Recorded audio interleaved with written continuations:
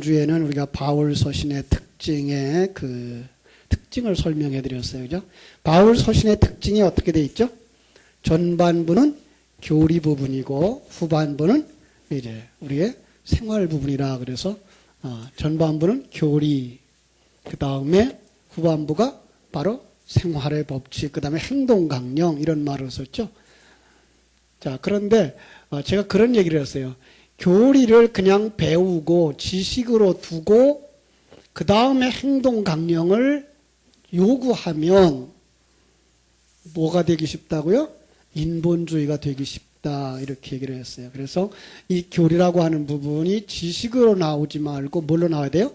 삶으로 연결되어져야 된다라고 했습니다. 그래서 이것이 생명으로 연결되어져서 그 진리가 내 안에서 생명으로 사라질 때 바로 그 행동 강령은 뭐가 돼요? 바로 삶으로 연결되어지는 진리에서부터 솟아나오는 흘러나오는 자연적인 것이 되어져야 누가 하는 거예요? 이게 그리스도가 내 안에서 사는 삶이라 이런 삶으로 나와야 되는 거예요. 그래서 성경을 바울 서신을 볼 때 항상 이 부분에 중심적으로 우리가 포인트를 맞춰줘야 된다 그랬어요. 에베소 지금 4장 오늘 들어가는데요. 4장에 그럼 뭐가 나와요? 1장부터 3장이 교리 부분이고 그 다음에 이제 4장부터 6장이 행동 강령이라 그러는데 이걸 그냥 지식으로 가지고 있고 이걸 지식으로나 행동 강령으로 요구한다면 그건 성경이 요구하는 것이 아니라고 하는 거 꼭 기억하실 텐데 그럼 1장부터 3장의 내용을 복습하고 가야죠. 그죠? 그래야만 이 행동 강령이 그 속에서 자연적으로 흘러나오는 거죠. 자, 한번 1장부터 3장의 내용 어느 정도 기억하실까요? 자, 1장부터 3장이 어떤 내용? 아시는 분? 자, 1장을 딱 시작하면서부터 어떤 말씀? 자, 1장부터 보자고요. 1장 딱 시작하면서 뭐라 그래요? 복 있는 자들이요. 예, 복 있는 자들. 누가 복 있는 자들이에요? 당신은 복 있는 자들입니다. 그래서 복 있는 자들이요. 그 다음에 3절부터 14절까지 1절부터 3절은 복 있는 자들이요. 4절부터 14절까지가 찬송할지로다. 예, 왜 그렇게 찬송할 수 있죠? 여러분들이 그 복받은 것을 안다면, 예. 그래서 찬송의 이유가 여기에 쭉 나오죠. 찬송의 이유가 어떤 거예요? 성부, 성자, 성령이 여러분들을 구원하시기 위해서 창세전부터 계획하셨고, 예, 그 계획은 예수 그리스도를 통해서 이루어지셨고, 성령으로 말미암아 우리에게 적용되고 있기 때문에 그래서 찬송의 이유가 뭐라고요? 찬송의 이유가 삼위일체 하나님이 여러분들을 복 있는 자로 완성시켜가고 있기 때문에 우리는 찬송해야 된다 그랬습니다. 예. 그 내용을 2장에서 어떻게 설명하죠? 2장에서 그것은 바로 구원이다. 그죠? 복 있는 자들 찬송의 이유는 바로 여러분들이 구원받았기 때문이다. 이렇게 2장에서 나오면서 2장에서 어떤 얘기를 하죠? 그는 바로 너희들이 죽었던 너희를 살리는 것으로, 그죠? 죽었던 너희를 완성시키는 것으로 너희에게 조건이 있는 것이 아니라 사람에게 조건이 있는 것 아니다. 절대로 그 조건 보지 않는다. 그 은혜로 말미암아 하나님의 그 구원이 너에게 임한 거다. 그래서 조건이 아니고 하나님의 은혜로라는 얘기를 강조하고 있는 거죠. 그죠? 자, 1장에서 찬송을 해야 될 이유를 말해놓고는 거기서 어떤 것이 나오죠? 15절부터 뭐가 나왔죠? 15절부터 23절에서 15절에서 23절 기도가 나왔죠. 그죠? 이걸 설명해 주고 그 다음에 기도했어요. 그 기도에서 뭘 요구했을까요? 기도에서 응? 하나님을 알게 하여 주세요. 그죠? 그러니까 이 부분에 있어서 찬송하려면 뭘 해야 된다고요? 하나님을 알아야 된다. 그죠? 하나님을 알아야 되고 그 다음에 부르심의 소망이 무엇인지 그러니까 부르심의 소망 그 부르심의 소망이 뭐예요? 여러분들을 구원한 목적, 구원의 목적, 여러분을 만드신 목적이 뭔지를 알기를 원한다. 그렇게 얘기를 했고, 그것이 여러분들을 완성시켜 하는데 뭐예요? 그 능력이 나타나는데 그 능력이 어떤 것인지를 알기를 원한다 그랬죠. 그러니까 우리가 구원에 관한 얘기를 할 때 이런 내용들을 모르고 예수 믿었으니까 구원 받을 거야. 하나님 나 구원해 주셨어. 난 구원 받았어. 이렇게 알고 있다 그러면 그것은 껍데기만 있는 거지 내용이 없는 상황이 돼버리는 거죠. 그래서 우리는 그것을 가지고 살아야 되는 거죠. 그죠? 자, 그래서 그것은 뭐예요? 구원이다라는 얘기를 쭉 하고 3장으로 나와서 3장에서 어떤 설명을 했을까요?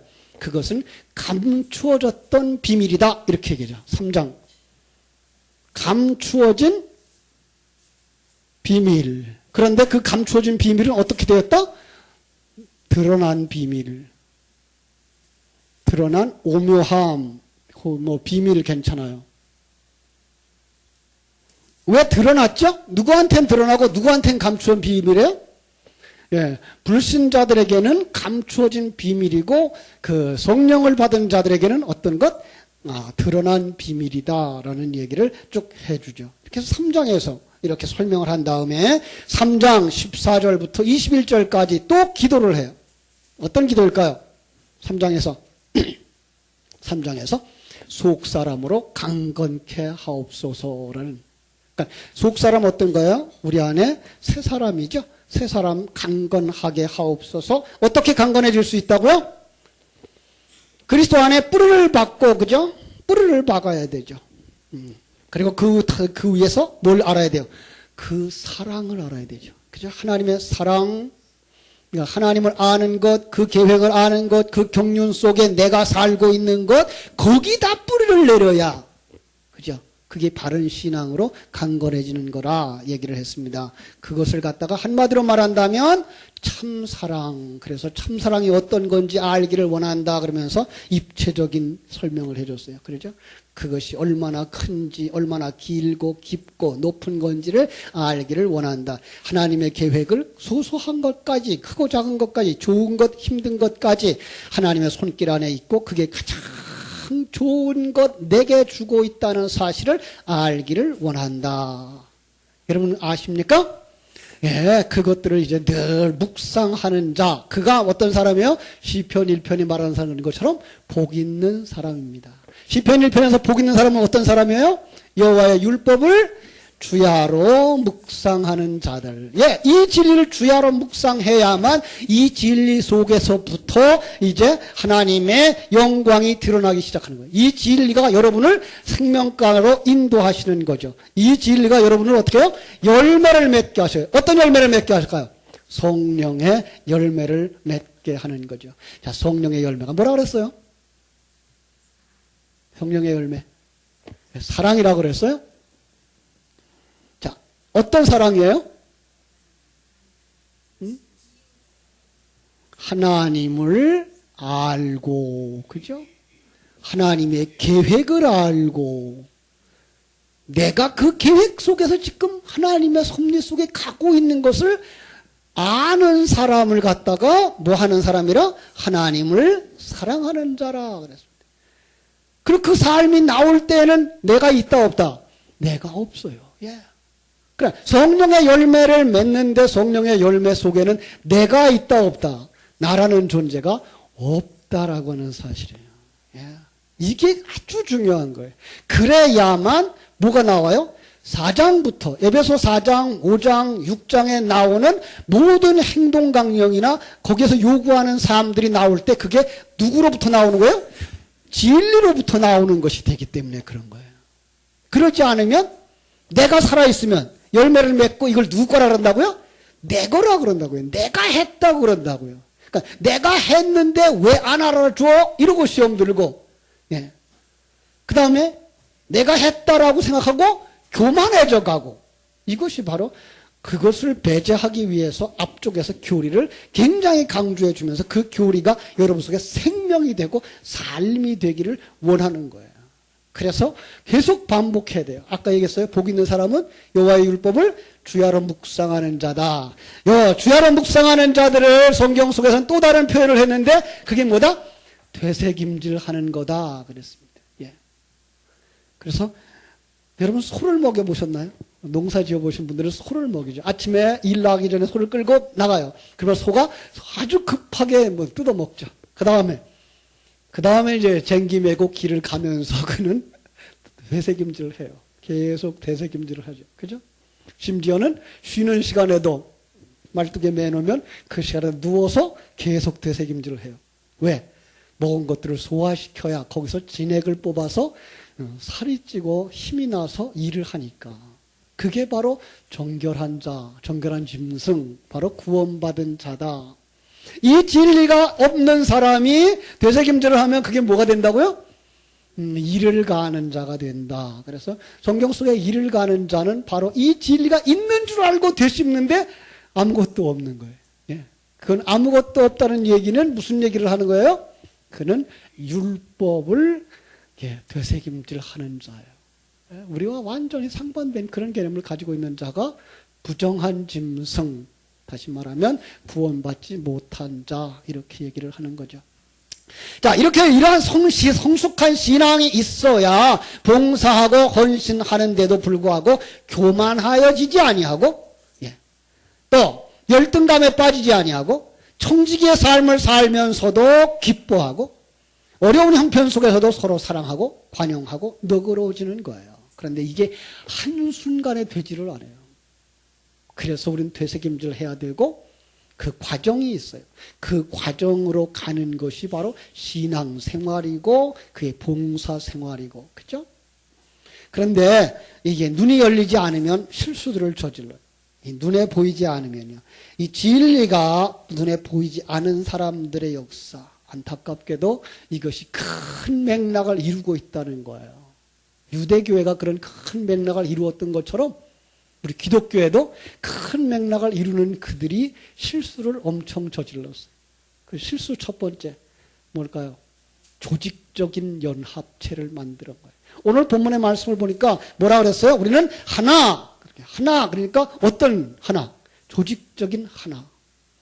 그게가 이제 콘스탄틴 대제를 비롯해서 그 중세의 기독교회가 하나 되어지고 그들이 정권을 잡고 거기에 올려 그러면 뭐 하는 사람만 됐어요? 기독교인만 되어져야 출세할 수 있었어요. 그러니까 너나 나나 다 교회에 온 거죠. 많은 사람들은 그래서 교회가 부흥됐다라고 생각을 하는데 그건 교회가 아니올시다. 예. 여러분, 거기서 예수 그리스도의 십자가로 자기가 부인되어진 자들의 모임이 되어져야 그것이 진정한 교회이지, 사람만 많이 모이고 조직만 잘 갖췄다 그래서 그게 교회가 아니라는 사실입니다. 그런데 얼마나 많은 사람들이 그걸 배워가고 있는 거예요. 그래서 그런 교회들을 이루고 가고 있어요. 참 안타까운 거죠. 그렇습니다. 오늘날도 마찬가지. 오늘날 기독교회조차도 그러한 형태를 갖추어서 큰 교회를 이루어야만 부흥됐다라고 얘기를 하고 그 교회가 목사가 목회를 잘했다라고 생각을 하는 거예요. 그 속에 진리가 있느냐 없느냐는 둘째 문제. 사람들만 잘 모으고 조직만 잘하고 그래서 사람들이 그렇게 북적북적하면 그게 잘 된다고 생각을 했어요. 로마 캐톨릭이 그랬어요. 획일화일까요? 아니에요. 조직도 아니고 하나 되는 것은 오늘 4장에서 말하는 하나됨이라고 하는 것은 뭐라고요? 조직도 아니고 획일화도 아니에요. 조직화, 그걸 갖다가 이제 로마 캐톨릭이라고 이제 대표적으로 얘기를 한다 그러면 획일화의 실수가 종교개혁자들이 일으킨 실수예요. 특별히 우리 교회 같은 장로파가 큰 실수를 했죠.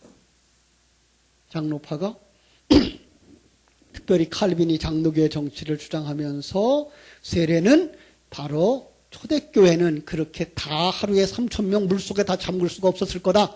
그래서 물 뿌리는 것을 했을 거다. 그래서 물 뿌리는 세례가 세례다. 침례교인들한테다가 뭐 했을까요? 침례가 그렇게 좋냐? 그러면 물에다 빠뜨려 줄게. 그리고서는 침례교인들을 데려다가 수천 명을 돌을 목에다 매달아서 물에다가 빠뜨렸어요. 우리와 다르기 때문에 너희들은 가짜야라고. 무서운 거죠. 예. 참으로 무서운 거예요. 획일화도 아니라면 어떤 것으로 하나에 어떤 것. 어떤 것으로 하나 되기를 원하는가라는 거예요. 그죠? 이건 굉장히 중요해요. 그건 조직적인 것도 아니고 획일화된 것도 아니고 영적인 것입니다. 예, 영적인 것입니다. 이건 참 어려워요. 그죠? 하나님의 신격 안에 들어있는 삼위 하나님의 연합과 같은 연합. 자기를 비워서 상대방으로 채우는 연합. 예. 내가 너이고 네가 나인 그런 연합. 어렵습니다. 이거 잘못 오해하면 어떤 것과 연합운동을 오해하죠? WCC와 연합할 오해할 수가 있어요.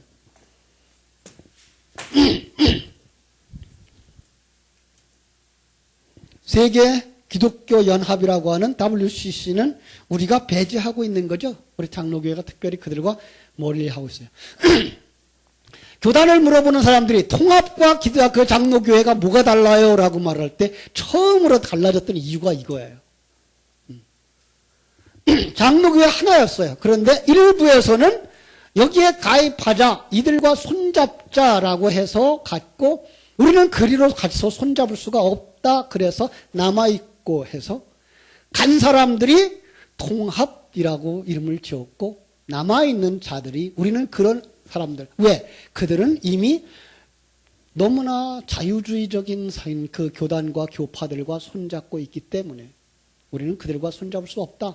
그래서 우리는 배제했죠. 그래서 초창기에 WCC를 지지했던 그 많은 통합측 교회들이 외국에서 큰 돈을 갖다가 교회들을 크게 지었어요. 그래서 통합측 교단이 컸고 교회가 컸어요. 훗날 이제 우리 합동측의 교회들이 내적인 부흥이 일어나면서 이제 경제도 좋아졌고 교회도 크게 세워져서 통합측 교회로 대표적이라면 영락교회고 지금 지금은 이제 교세가 달라졌습니다만은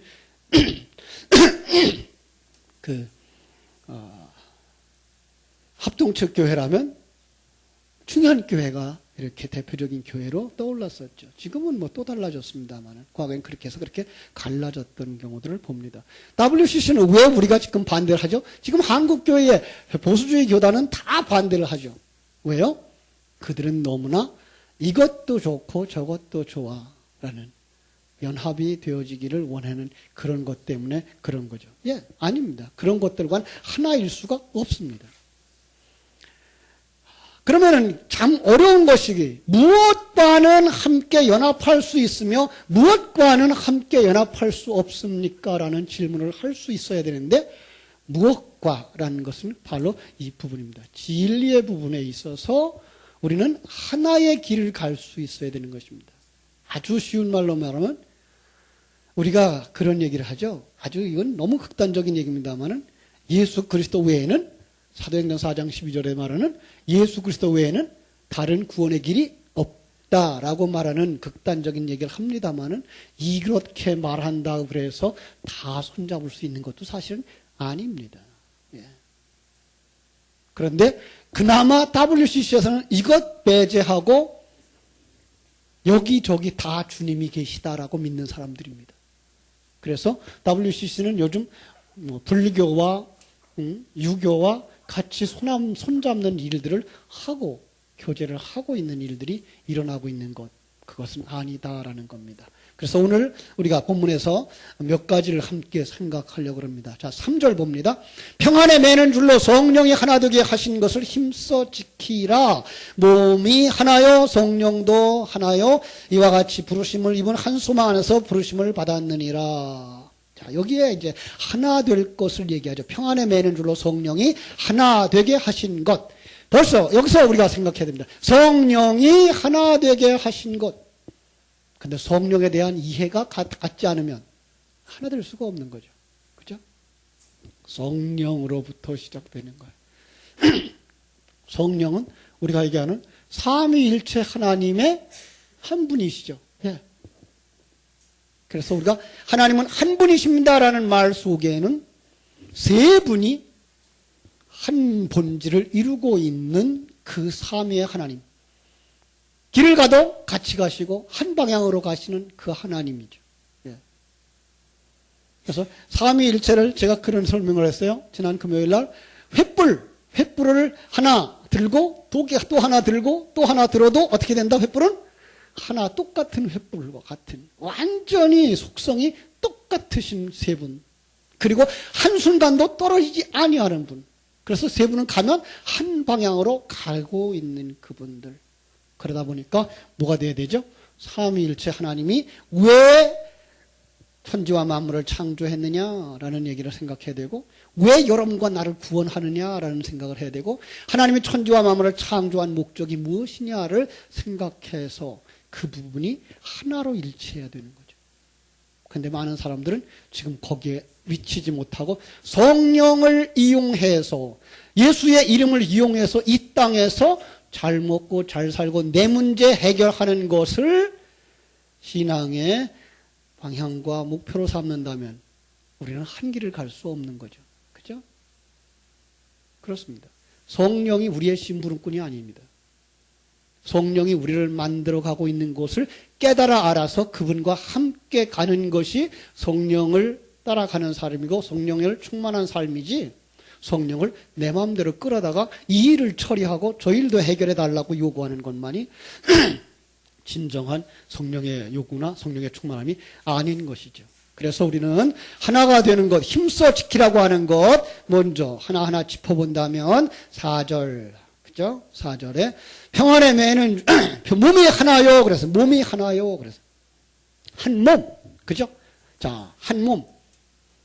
여러분 이거 가지고 있어야 돼요. 우리 성도들, 특별히 우리 교회 안에서 우리가 가져야 되는 것 가운데 하나가 뭐야? 우리는 몇 개의 몸이다? 거짓말. 한 사람, 두 사람, 세 사람, 네 사람. 몇 사람인데 어떻게 한 몸이에요? 이것은 영적인 얘기를 하고 있는 거죠. 그죠? 우리들이 몸 얘기를 하고 있는 게 아니라 영적인 얘기를 하고 있는 거예요. 왜 한 몸이 되죠? 그럼 이 한 몸의 머리는 누구예요?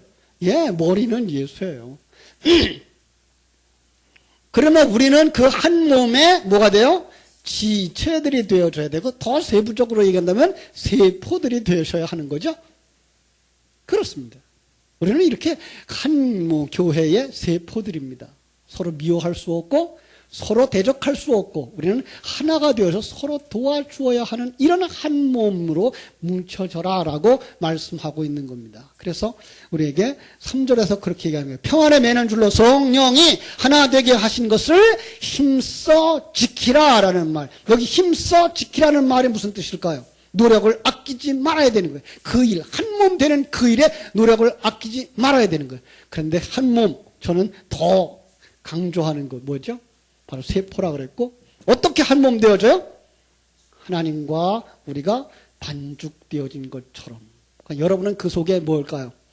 밀가루 한 알갱이. 여러분들은 예수 그리스도 안에서 밀가루가 되어져서 물리신 예수 그리스도와 한 몸 되어진 거예요. 그게 한 몸으로 가지고 있어야만 되는 것. 그죠? 자, 두 번째로 한 성령이라고 말하고 있어요. 그죠? 한 성령. 한 성령. 성령도 하나. 먼저 성경은 그렇게 돼 있었어요. 그냥 몸도 하나요, 성령도 하나요 이런데 여기는 또 이번엔 말을 갖다 바꿔놔가지고 조금 좀 우리가 어색하죠. 성령도 한 분 그랬어요. 그래서 한 분 성령, 한 성령 안에서 새롭게 탄생된 사람들. 그래서 한 성령의 이끌림 속에서 어느 방향으로 가야 돼요? 한 방향으로 가야 되는 것. 우리는 성령에 의해서 태어난 존재. 성령에 의해서 태어났다는 말은 무슨 말과 같아요? 예수님이 성령으로 잉태되어지고 성령으로 출생되어지며 공적 사역이 성령으로 말미암아 시작되어지고 성령으로 말미암아 그의 생애가 공생애가 맞춰지고 죽음을 뭘로 완성하여?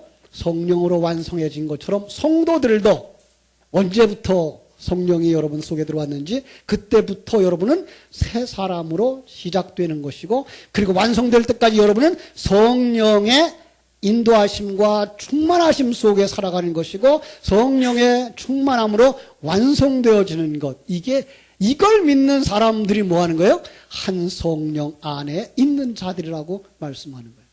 그죠? 우리는 그렇게 한 성령 안에서 살아간다면 한 성령의 열매를 맺혀줘야 되는 거죠. 그 성령의 열매는 사랑이라고 그랬고, 그 사랑을 깨달아 아는 건 뭐예요? 자기의 비어짐이라고 말했습니다. 그래서 성령의 열매, 그 열매 결과를 묻기 전에 우리는 뭘 생각해야 돼요? 그 열매를 맺으러 가고 있는 통로되어진 자들, 포도나무에 붙어있는 줄기와 가지와 같은 이야기들을 하면서 그 가지 속에 내 색깔이 없어야 예수 그리스도의 색깔의 열매가 맺혀지는 거라는 얘기를 했습니다. 세 번째가 한 소망이라는 말을 쓰고 있습니다. 한 소망. 소망도 하나요 라는 말이죠. 그죠? 한 소망. 우리의 소망이 뭡니까? 우리의 소망. 우리의 소원은 통일. 예, 사실 통일입니다. 누구와 통일? 예, 하나님과 통일되는 겁니다. 예, 그렇죠? 그래서 우리의 소망은 예수 그리스도 안에서 누가 나타나기를 원해야 돼요? 예수 그리스도가 나타나기를 원하는 것. 그게 한 소망이어야 하는 것입니다. 자, 이제 5절 보겠습니다. 5절. 주도 하나요. 그죠? 믿음도 하나요. 세례도 하나다. 그랬습니다. 그죠? 주도 하나요. 여러분, 종교다원주의 시대에 꼭 필요한 말씀이죠. 주님이 몇입니까? 참, 유럽에 갔을 때에도 우리가 전도를 하니까 그들이 말해요. 주를 믿느냐라고 물으면 우리는 주를 믿는데요. 그런데 그들이 믿는 주가 우리가 말하고 있는 그 예수 그리스도가 아닌, 예, 다른 것들이에요. 자기가 가지고 있는 그 우상이 그들의 주인인 거예요. 예.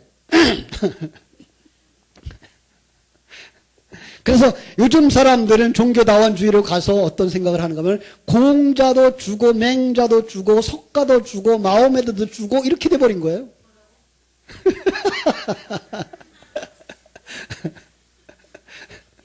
심지어는 예수를 믿는다고 하는 신학자들까지도 목사들까지도 여기 사상에 물들어 버려 가지고 연합운동들을 하고 있는 참 어리석은 시대가 되었습니다.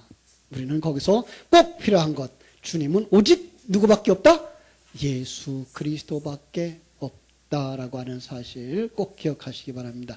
자, 주도 하나요. 믿음도 하나. 한 믿음이라는 말이죠. 한 믿음으로 묶여 있어야 된다는 거예요. 여러분, 교회가 한 믿음으로 묶여 있어야 되겠죠. 그죠? 그 말은 무슨 말일까요? 그 믿음은 어디서부터 시작된 거예요? 하나님으로부터 시작된 거예요. 그래, 한 하나님에 대한 믿음의 대상, 그리고 그를 이해하는 내용이 하나적으로 되어야 돼요. 그죠?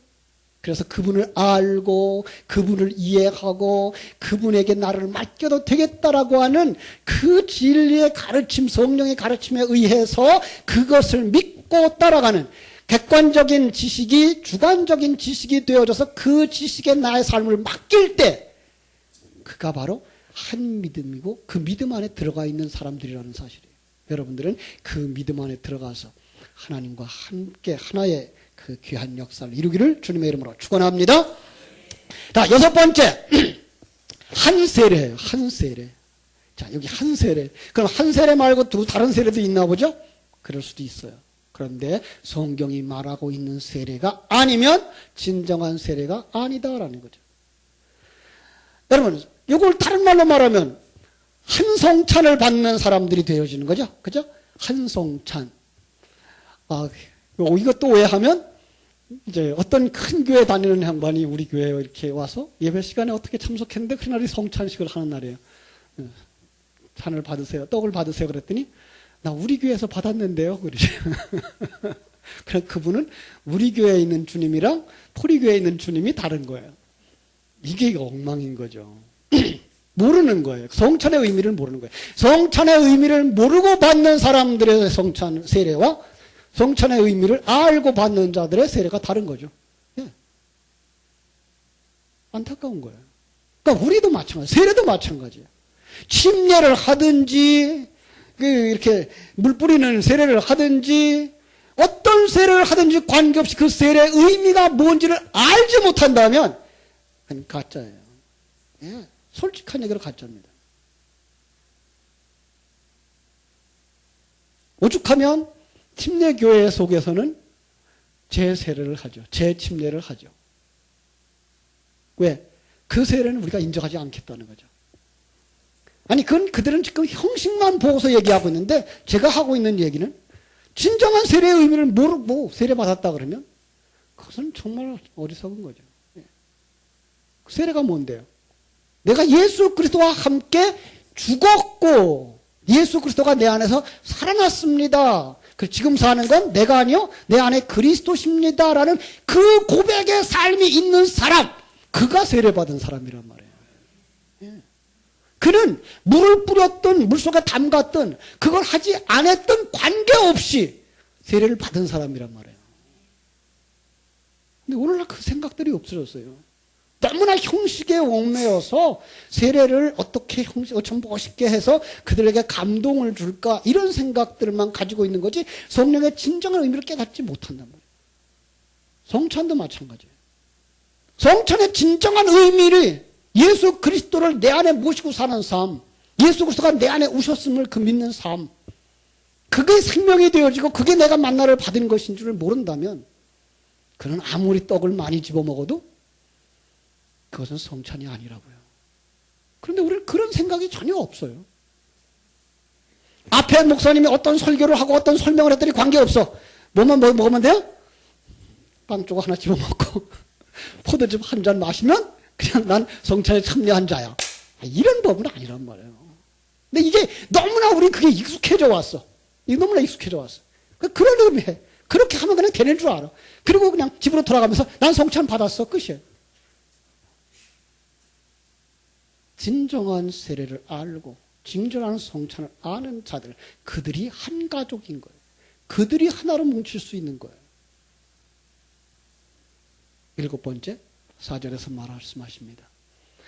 하나님도 하나요라고 말씀합니다. 그죠? 하나님도 하나요. 당연하죠. 그죠?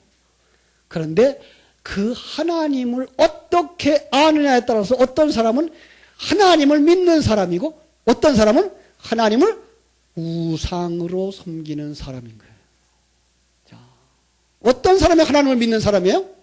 그 하나님의 큰 계획을 알고 그 계획을 따라서 살고 있는 내 삶, 그래서 내 삶의 주인이 하나님이십니다라는 사람이 진정으로 하나님을 믿는 사람이라면 하나님 나를 위해 존재해 주세요. 나를 위해 일해 주세요.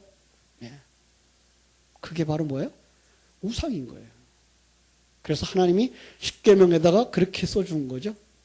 나 외에 다른 신을 섬기지 말라. 두 번째, 나를 우상으로 섬기지 말아요. 예. 나 외에 다른 신을 만들지도 마라 이 말이 아니에요. 다른 신 자체가 없는 걸 왜 하나님이 모르겠어요?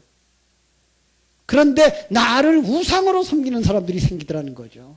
하나님을 안다고 하나님을 믿는다 그러면서 하나님 내 그 일을 도와주셔야 돼요. 이 문제 해결해 주셔야 돼요. 성령님 이 문제 해결해 주셔야 돼요. 이거 고쳐주셔야 돼요. 예. 그래서 하나님이 누구의 심부름꾼이 되어버렸어요? 하나님이 내 심부름꾼이 되어졌어요. 제가 우리 포리교에 와서 기도에 대한 얘기를 하면서 그런 얘기를 했죠. 기도가 어떤 그 잘못된 것으로 되어져 있는가 하면 알라딘의 램프처럼 되어졌다라고 해서 알라딘의 램프가 주인이 그 램프를 막 비비면 거기서 뭐가 나와요? 예. 그 누구 이름? 지인이요? 몰라요 나. 그게 나와. 그러면 그가 뭐라고 물어봐요? 주인님 뭘 도와드릴까요? 글쎄 나 우리 교회당이 너무 작아. 예배당 좀 크게 지어줘. 우리 교인들 너무 작아. 교인 좀 많이 모아줘. 그래서 그 일이 이루어졌다 그러면 누가 주인이에요? 내가 주인이에요. 하나님은 뭐예요? 심부름꾼이에요. 우리의 기도가 그렇게 되고 있어요. 그리고 저걸 이 기도를 잃어버린 거죠. 그러니까 내 뜻대로 마옵시고 아버지의 뜻대로 이루어지옵소서. 그건 둘째고 주 뜻대로 마옵시고 내 뜻대로 하옵소서의 기도를 하고 있는 현실을 보게 되는 거죠. 하나님의 뜻은 안 물어봐. 그것은 하나님을 믿는 사람이 아니에요. 예. 이름은 자기들은 교인이라고 말할지 모르지만 그는 하나님을 믿는 사람이 아닌 거죠. 그렇죠? 바로 이런 부분에서 일치할 수 있는 사람들, 진리로 일치할 수 있는 그들이 한 몸을 이루는 것이고 그들을 함께 묶어서 함께 뭐 해야 된다고요? 힘써서 하나 된 것을 지켜야 된다고 말씀하는 것입니다. 여러분, 그래서 먼저는 우리가 진리 안에서 충분히 이게 소화가 되어진 다음에야 우리는 뭐 할 수 있어요? 한 몸 될 수 있는 겁니다. 여러분 옆에 있는 분들이랑 손을 잡을 수 있나 가만히 보세요. 응?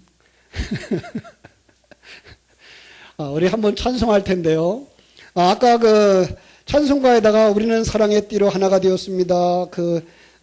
파워포인트를 띄워놨는데 찬송 되나요? 방송실에? 그 얘기를 못 해놓고 와가지고. 우리는 사랑의 띠로 하나가 되었습니다. 되죠, 반주는? 미리 부탁을 할 걸.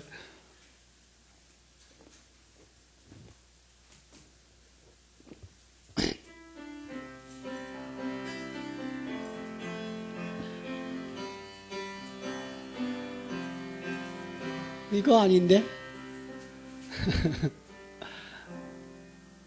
파워포인트 그 바탕에다 띄워놨는데 바탕에 우리는 사랑의 띠로 맨 아래 있잖아요. 아니 중간에 있어요. 거기 띄워놨잖아요. 밑에 하얀 발판에다가. 예. 되나요 이거? 우리는 사랑의 띠로.